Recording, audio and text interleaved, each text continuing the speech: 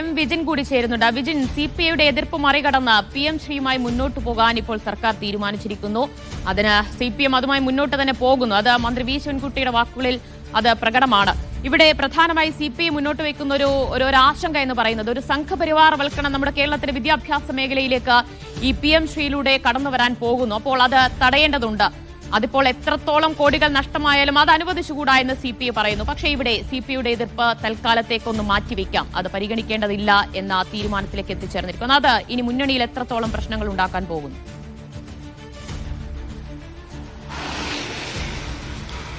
ഇക്കാര്യത്തിൽ PM ശ്രീയിൽ ചേരുക എന്നുള്ളത് കാലങ്ങളായി ഉള്ള ചർച്ചയും അതുമായി ബന്ധപ്പെട്ട് PM ശ്രീയിൽ ചേരേണ്ടതില്ല എന്ന തീരുമാനത്തിലേക്ക് എത്തുകയൊക്കെ ചെയ്തിട്ടുണ്ട്. നേരത്തെ 2 തവണയാണ് മന്ത്രിസഭാ യോഗത്തിൽ PM ശ്രീയിൽ ചേരുന്നതുമായി ബന്ധപ്പെട്ട വിഷയം ചർച്ചയ്ക്ക് വന്നത്. ആ ഘട്ടത്തിൽ CPI അതിന്റെ എതിർപ്പ് രേഖപ്പെടുത്തുകയായിരുന്നു. പരസ്യമായി ബിനോയ് വിശ്വവും ഒപ്പം തന്നെ CPI നേതാക്കളും ഇക്കാര്യത്തിൽ എതിർപ്പ് രേഖപ്പെടുത്തുകയും ചെയ്തിട്ടുണ്ട്. അതുകൊണ്ട് തന്നെയാണ് PM ശ്രീയിൽ പദ്ധതിയിൽ നിലവിൽ ചേരേണ്ടതില്ല എന്ന തീരുമാനത്തിലേക്ക് സർക്കാർ എത്തിച്ചേർന്നത്. പിന്നീട് സുപ്രീം കോടതിയെ സമീപിക്കാനുള്ള തീരുമാനത്തിലേക്ക് PM ശ്രീയിൽ ഒപ്പിടണം എന്നുള്ള നിർബന്ധം അത് അവസാനിപ്പിക്കണം എന്നാവശ്യപ്പെട്ട് സുപ്രീം കോടതിയെ സമീപിക്കാനുള്ള തീരുമാനത്തിലേക്കാണ് സംസ്ഥാന സർക്കാരും വിദ്യാഭ്യാസ വകുപ്പും എത്തിച്ചേർന്നത്. അക്കാര്യം പരസ്യമായി തന്നെ വിദ്യാഭ്യാസ മന്ത്രി വ്യക്തമാക്കുകയും ചെയ്തിരുന്നു. നേരത്തെ തമിഴ്നാടാണ് PM ശ്രീയിൽ ചേരുന്നതുമായി ബന്ധപ്പെട്ട് സുപ്രീം കോടതിയെ സമീപിച്ചത്. അതിന് സമാനമായ രീതിയിൽ തന്നെ സുപ്രീം കോടതിയെ സമീപിക്കാനുള്ള ഒരു തീരുമാനമായിരുന്നു സർക്കാർ കൈക്കൊണ്ടിരുന്നത്. പക്ഷേ വീണ്ടും ഉള്ള പലതവണ കൂടിയാലോചനകൾ നടന്നിട്ടുണ്ട്. കേന്ദ്ര വിദ്യാഭ്യാസ മന്ത്രി ധർമ്മേന്ദ്ര പ്രധാനുമായും ഒപ്പം തന്നെ മറ്റ് വിദ്യാഭ്യാസ ഉദ്യോഗസ്ഥരും ഒക്കെയായി പലതവണ സംസ്ഥാന സർക്കാർ ഈ വിഷയത്തിൽ ആശയവിനിമയം നടത്തുകയും സമ്മർദ്ദം ചെലുത്തുകയും ഒക്കെ ചെയ്തിട്ടുണ്ട്. ഏറ്റവും അവസാനം മുഖ്യമന്ത്രി പിണറായി വിജയൻ പ്രധാനമന്ത്രി നരേന്ദ്രമോദിയുമായി ചർച്ച നടത്തിയ ഘട്ടത്തിലും PM ശ്രീയുമായി ബന്ധപ്പെട്ട വിഷയവും ഉയർന്നു വന്നിരുന്നു. ഒരു തരത്തിലും കേന്ദ്ര സർക്കാർ ഇക്കാര്യത്തിൽ വിട്ടുവീഴ്ചയ്ക്ക് തയ്യാറല്ല എന്ന് വ്യക്തമാക്കിയതോടുകൂടിയാണ് ഈ ഫണ്ട് നഷ്ടപ്പെടുന്ന സാഹചര്യം ഉണ്ടാകരുത് എന്നുള്ള നിലപാടിലേക്ക് മുഖ്യമന്ത്രി തന്നെ എത്തിയത്. വിദ്യാഭ്യാസ വകുപ്പിന്റെ മാത്രം തീരുമാനമായി ഈ തീരുമാനത്തെ കാണാൻ കഴിയില്ല.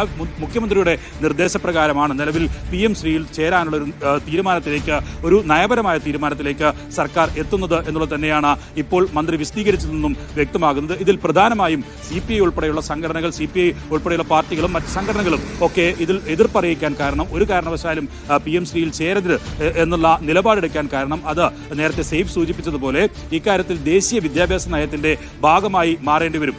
60:40 എന്നുള്ള ഒരു സമവാക്യത്തിലാണ് ഈ ബ്ലോക്ക് തലത്തിലുള്ള വിദ്യാഭ്യാസ സ്ഥാപനങ്ങളുടെ അതിന് ഫണ്ട് അനുവദിക്കുന്നത്. അതിൽ 60% സംസ്ഥാന സർക്കാരും 40% കേന്ദ്ര സർക്കാരുമാണ് നൽകുക. അങ്ങനെ സംസ്ഥാനം കൂടുതൽ പണം മുടക്കുന്ന ഒരു പദ്ധതിക്ക് അതിൽ എന്തിന് PM ശ്രീ എന്ന ബോർഡും ഒപ്പം തന്നെ പിണറായി വിജയന്റെ പ്രധാനമന്ത്രി നരേന്ദ്രമോദിയുടെ ഫോട്ടോയും വെക്കണം എന്നുള്ള ചോദ്യം നേരത്തെ തന്നെ ഉയർന്നതാണ്. ഒപ്പം തന്നെ ദേശീയ വിദ്യാഭ്യാസ നയത്തിന്റെ ഭാഗമായി ഒക്കെ മാറുന്ന ഘട്ടത്തിൽ പലതരത്തിലുള്ള ഇടപെടലും NCERT പാഠപുസ്തകങ്ങളിൽ